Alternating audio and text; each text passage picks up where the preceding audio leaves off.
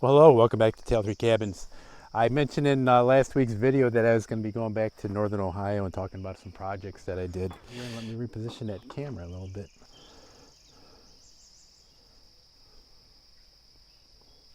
All right, that's not too bad. The next project with Southern Ohio, we're waiting for the foundation to cure for a week, and then we're going to have delivery day. So that's going to be pretty interesting. A lot of interesting videos coming up on that. Delivery day, then the actual loading onto the foundation, and then all the prep work afterwards that is still going to be needed to complete this project. But in between running back and forth to Southern Ohio to back to Northern Ohio, and this time I've got the RV down here. As you can tell, I got the generator going and I got that propane tank to go with it. That propane tank weighs a ton, and I hope by the end of this week that I will dwindle a little bit of propane to make it easier to lug around. But I'm glad I'm able to use it.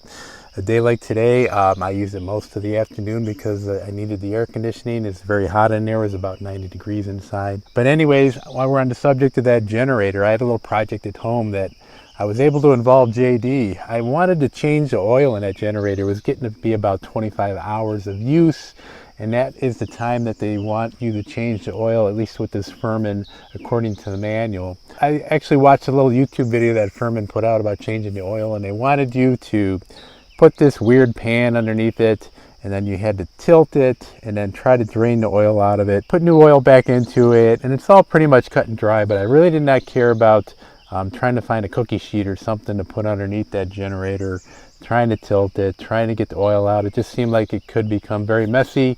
I could ruin a good cookie sheet. I didn't want to run out and buy a special pan for it. And my oil pan is about 4 or 5 inches tall, and that wasn't going to work. So then I started thinking, well, could I set it on a tabletop on the edge of a workbench or something and try to put the oil pan underneath it? Just seemed like there was a chance to create a mess that I just did not want to deal with. So then I started thinking to myself, well, wait a minute, how can I get JD involved with this? So I ended up taking the Firman generator.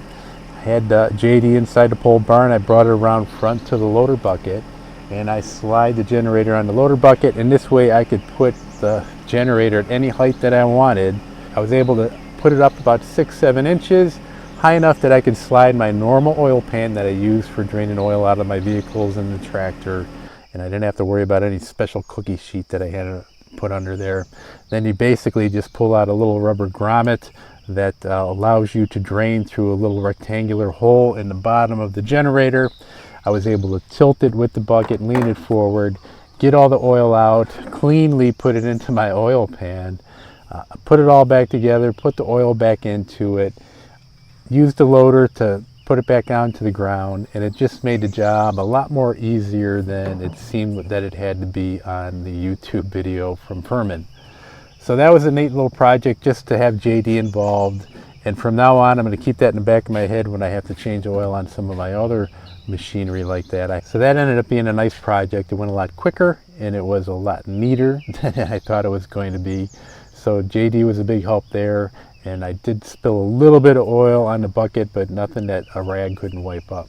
Now, while we're on the subject of oil changes, I did buy a new John Deere lawnmower for down here last year. It might even be a year and a half ago. I can't even remember now if it was last year or the year before that.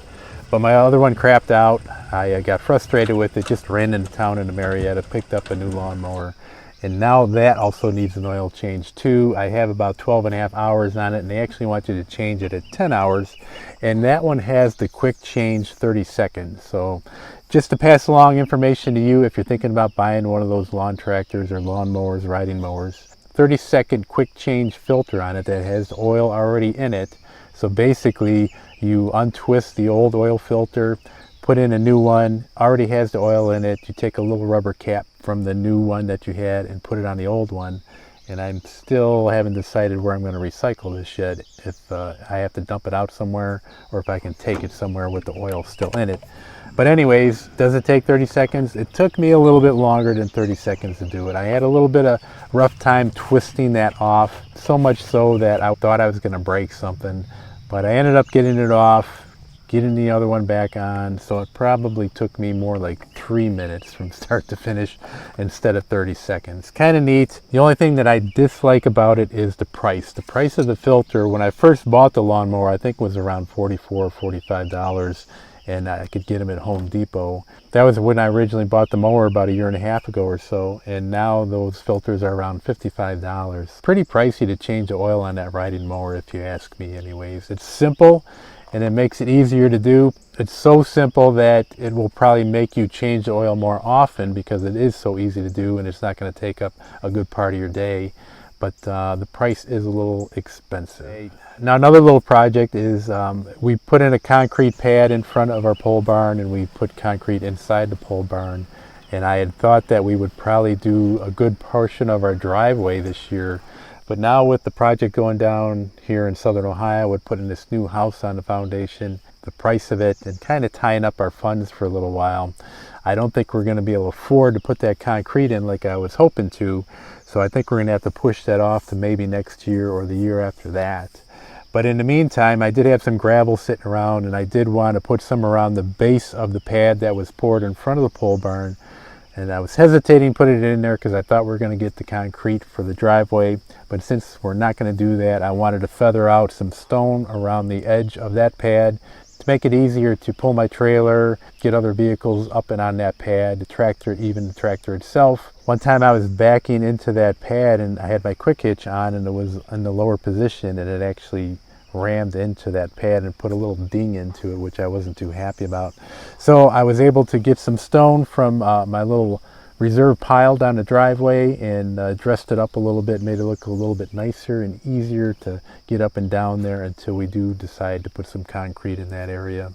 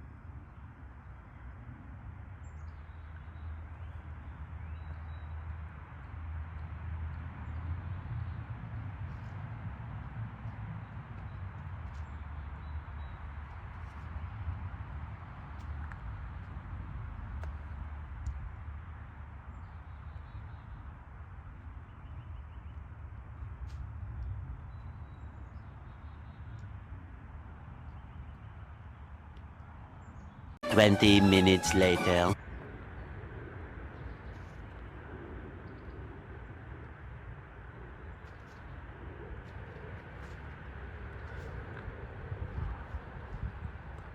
So I mentioned buying that new lawnmower. Well, I still had the old lawnmower, and when we started tearing down the old cabin down here, the old lawnmower was kind of pushed off to the side underneath the overhang of our shed. Now under that overhang is a bunch of scrap wood that we're going to make some hunting blinds probably sometime this fall. But I had to get rid of that lawnmower, so we had the room on the trailer when we were taking a lot of things out of the old cabin and bringing it home temporarily. So I brought the lawnmower home, and then I was compiling a nice big scrap pile, and I was keeping that about halfway down the driveway just so it wasn't an eyesore to us and no one else could really see it unless they drove halfway down our driveway to look at it. I accumulated a good amount of scrap, and I wanted to take it to the scrap yard. I ended up using the forks to move my lawnmower up pretty easily, to lift it up and get it up on the pickup truck.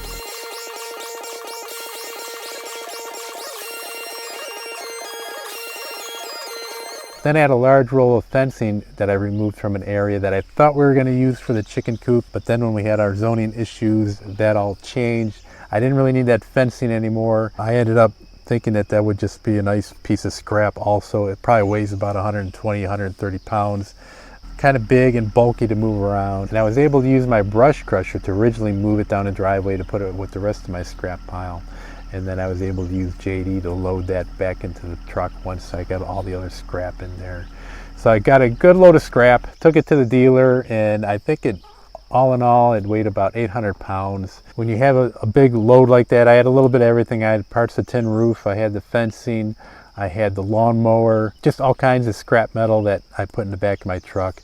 I took it down to our scrapyard and weighed it. It was about 800 pounds. And for the price that they give you for the price of steel, they basically just give you a flat rate for steel. If you were able to separate stuff, and let's say it was all copper, then they'd give you a rate for copper, or they give you a rate for some other type of metal. But since it was a mishmash, they just give you probably the lowest price of what steel is. And I ended up just getting 50 bucks for it. We also ended up pulling the 10 gauge solar wires that I had laid in conduit that I ran from the old shed to the pole barn. When I took out the big stump and then laid in the conduit and buried that, and I put a little string in there to pull that wire. It was a little tougher than I thought because I had already had some rigid underground Romex running through it that was taking power from the shed and just giving me a little bit of power into the pole barn. But Karen and I were able to pull that through. I got some solar panels up on the roof, but I'm probably going to do a little bit more projects with a little stronger solar panel. I'm probably going to try to put a little bit larger wattage up on our shed. And one thing that bugs me on nice sunny days when I don't need to be feeding or charging my power stations or running anything in the pole barn, that those panels could be producing a little bit of power. So I might have a little project video further into the summer that talks about on how you can take advantage of using that unused power when those panels are just sitting there doing nothing, and trying to maybe feed it back into your grid and save a little bit on your electric bill. So that's just some of the projects that have been going on in Northern Ohio. I also got a large tilling project that I'll probably be showing you in a couple weeks after we get back to a couple more projects down here in Southern Ohio. But everything has been working out pretty good. I really like the logistics of things right now. We've been using the RV down here. This is the third time I've brought it down, and I usually bring it down for about a week. The company's been very nice to try to do things on consecutive days, so it's not like I'm sitting around waiting with a couple days in between. So I can come down here for the week, and they usually have something happening every day of the week for me, and then I'll come home on a weekend, bring the trailer back home. There was one time where I just had to come down here for a couple days, so I just got a cheap hotel in Caldwell. But so far the logistics for me have been working out great because I can run the UTV back and forth. That's like my morning work vehicle to go to work next door. They've been nice enough to have me stay in the field here. The neighbors have been letting me use the field, which is working out good. The RV is perfect for me with the water supply and the black tanks. I can last a week and still have stuff to spare.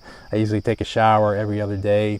Having a generator now with this propane has really been nice because I want to use that propane up when I return these tanks. I don't want to give them any propane back that I already paid for. The evenings have been pretty good here. Even though the temps have been getting close to 90 and a little humid in the daytime, it's been dropping down in the mid 50s at night. So I can shut the generator off. I can open up the windows. It's like sleeping in a tent, hearing the owls hooting at night and everything like that. It's worked out good, so I can keep tabs on things, document things for you guys, show you what we're kind of going through. If somebody's going to go through the same type of thing, it's always helpful to get as much information as you can, and I enjoy sharing that because I know there's other people that are interested in it. They're interested in how they move these large halves of homes and get them onto a foundation. Do they crane it? Do they roll it? A lot of people are interested just how the process is when you're doing a home like this. You know, there are some unique situations. Not every piece of property is always the same. So we have the unique situation of having that little hill that goes up, and we have a little bit of slope where the house is sitting. We have the unique situation of where we're going to get the water from. Same thing with septic. So I like sharing these projects. I hope that I can pass along information that maybe might spur an idea for somebody, might save them a little bit of money, might save them a little bit of time, help them decide, like, maybe, well, I don't want to do this, or I'm going to do some of this myself, or I don't want to do any of it, or it's just not going to work for us type of thing. But all in all, everything's worked out good. It's the shower night tonight, so I'm going to fire up that generator and get the hot water heater going and get a little bit of warm water, take a shower. There's not much going to be happening next door here, so I'm going to pack up the RV in the morning while it's still cool and try to get home, leave about 11 o'clock here in the morning, get back home, have a few more projects at home to do, and then they'll probably be doing some work here in about 3 days, so I'm going to come back down, and I think by then I might be able to just stay inside of the house rather than bringing the RV down and roughing it without any utilities in the house, but at least I have a place to sleep. So that's going to do it for today. I appreciate everybody watching. Hope you enjoy and subscribe to these videos. Click on that little bell when you want to know when a new one is coming out, and keep an eye on us. Take care, everybody.